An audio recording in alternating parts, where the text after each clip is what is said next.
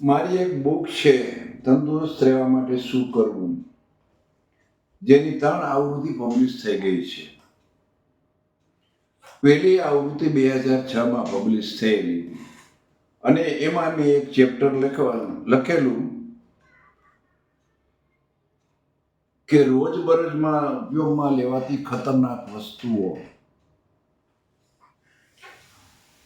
આપણા પર્સનલ યુઝમાં કે આપણા ઘરની અંદર જે કંઈ ચીજ વસ્તુઓ આપણે પ્રસાધનો ઉપયોગ કરતા હોય એ કેટલી ખતરનાક છે એનું આખું એક ચેપ્ટર મેં લખેલું છે આ બુકની અંદર. હવે આ બુકની અંદર મેં હેર ડાય કે હેર કલર વિશે લખેલું છે કે હેર ડાયની અંદર રહેલો ફિનાઇલ ઇન્ડેમાઇડ નામનો એક કાર્સિનોજેનિક પદાર્થ છે, જેને પીપીડી કહેવામાં આવે છે. એનો ઉપયોગ કરતી બહેનોમાં લાંબે ગાળે બ્રેસ્ટ કેન્સર થવાના ચાન્સીસ વધી જાય છે. હવે આ જે હેર ડાયનો ઉપયોગ કરતી બહેનોમાં બ્રેસ્ટ કેન્સર વધવાના ચાન્સીસ વધી જાય છે એ મેં આ ચોપડીમાં 2006માં લખેલું. લંડનના એક ડોક્ટર કેફાઈ મોકબેલ, જે ઓન્કો સર્જન છે, એનો ખાસ ઇન્ટરેસ્ટ બ્રેસ્ટ કેન્સર છે. એને 2017માં રિસર્ચ પેપર પબ્લિશ કર્યું અને એ રિસર્ચ પેપર્સ પ્રમાણે ડોક્ટરે એવું કીધું કે જે બહેનો હેર ડાયનો ઉપયોગ કરે છે એવી બહેનોમાંથી 20% બહેનોને બ્રેસ્ટ કેન્સર થવાના ચાન્સીસ રહે છે. 2017માં લંડનના ડોક્ટરે પબ્લિશ કરેલા પેપર મત મુજબ હેર ડાયમાં રહેલો કાર્સિનોજેનિક પદાર્થ તમને બ્રેસ્ટ કેન્સર આપી શકે છે. જે વાત મેં મારી ચોપડીમાં 2006માં લખેલી કે સ્ત્રીઓમાં છાતીના કેન્સરનું પ્રમાણ ડાય કરતી સ્ત્રીઓમાં ડાય ન કરતી સ્ત્રીઓ કરતાં વધુ જોવા મળે છે.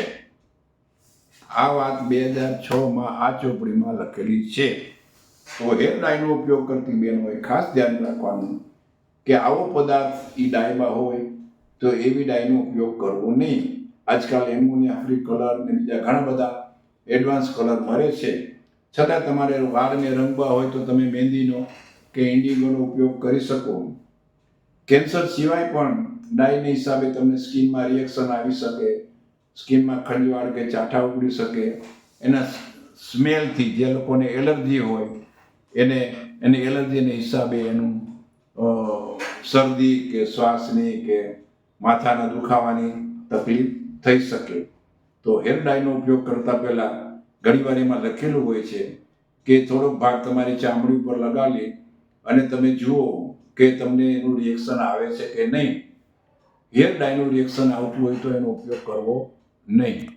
હવે જાણી હેર ડાયની ને તો વાત થઈ કે ભાઈ એલર્જી હોય તો તમને તકલીફ થઈ શકે, ચામડીની અંદર રિએક્શન આવે હેર ડાયનું.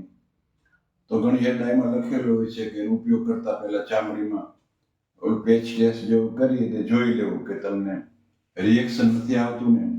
અને ઘણીવાર એમોનિયાવાળી હેર ડાય હોય તો તમને શરદી કે શ્વાસની કે એવી તકલીફ થઈ શકે. હવે આ હેર ડાયની વાત થઈ અને હેર ડાયની અંદર રહેલો જે કાર્સિનોજેનિક પદાર્થ છે એ નુકસાન કરી શકે. હવે અમરેલી ડિસ્ટ્રિક્ટમાં લાઠી અને લીલિયા તાલુકામાં વર્ષો પહેલા ફ્લોરોસિસના બહુ કેસીસ થતા. ફ્લોરોસિસ એટલે શું? હાડકા વાંકા વળી જાય, વાની તકલીફ થાય. અને એ એરિયામાં ગ્રાઉન્ડ વોટર, જે ભૂગર્ભ જમીનમાંથી જે પાણી નીકળતું ને એની અંદર ફ્લોરાઇડનું પ્રમાણ બહુ વધારે જોવા મળતું. આજકાલ તો હવે ડંકીના પાણીનો વપરાશ ઓછો થઈ ગયો છે.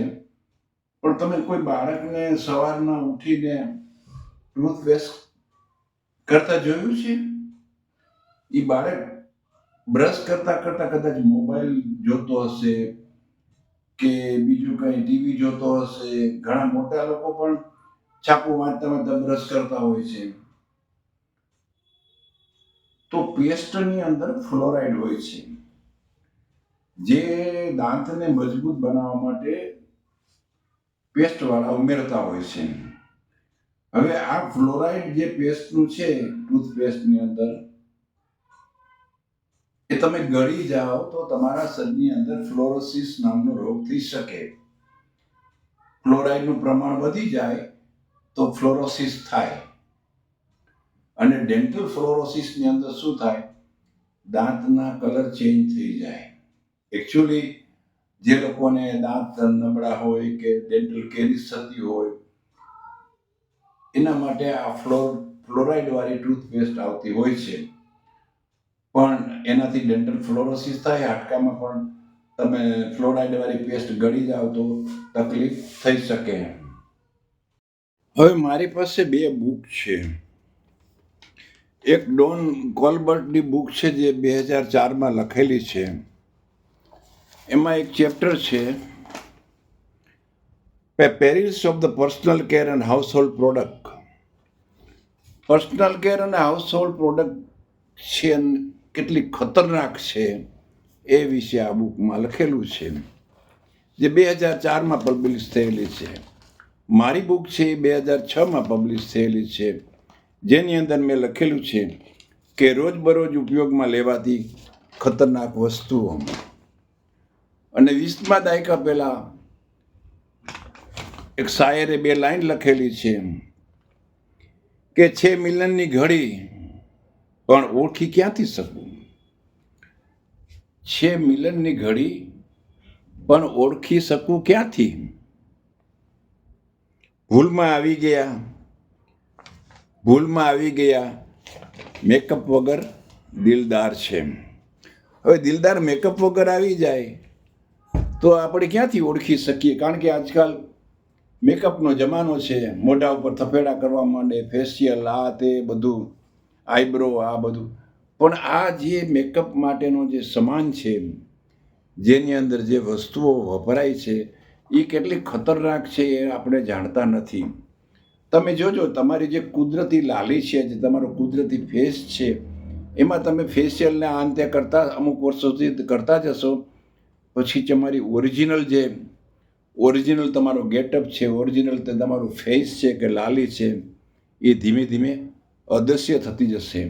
કારણ કે મેકઅપમાં વપરાતો જે સામાન છે એ કેટલો ખતરનાક છે એ આપણે જાણતા નથી. આજકાલ સ્પ્રે ને ડિઓડરન્ટ ને એવું બધું લોકો વાપરતા હોય છે, પણ મારા જેવાના તો તરત શરદી થઈ જાય. મેં વર્ષોથી માથામાં તેલ નથી નાખ્યું કે પાવડરનો ઉપયોગ નથી કર્યો. આ બધી વસ્તુની જેને એલર્જી હોય એને અસ્થમા થઈ જાય, શ્વાસ ચડે કે પછી શરદી થઈ જાય.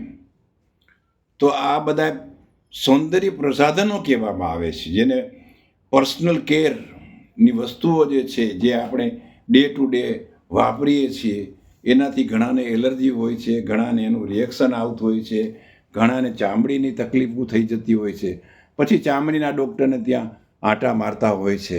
તો આવી પર્સનલ કેરની વસ્તુઓ વાપરતા પહેલાં તમારે જરૂર ધ્યાન રાખવું જોઈએ કે તમને એને એલર્જી છે કે નહીં. હવે આવે છે પેસ્ટિસાઇડ. પેસ્ટને મારવા માટે વપરાતી દવાને પેસ્ટિસાઇડ કહેવામાં આવે છે.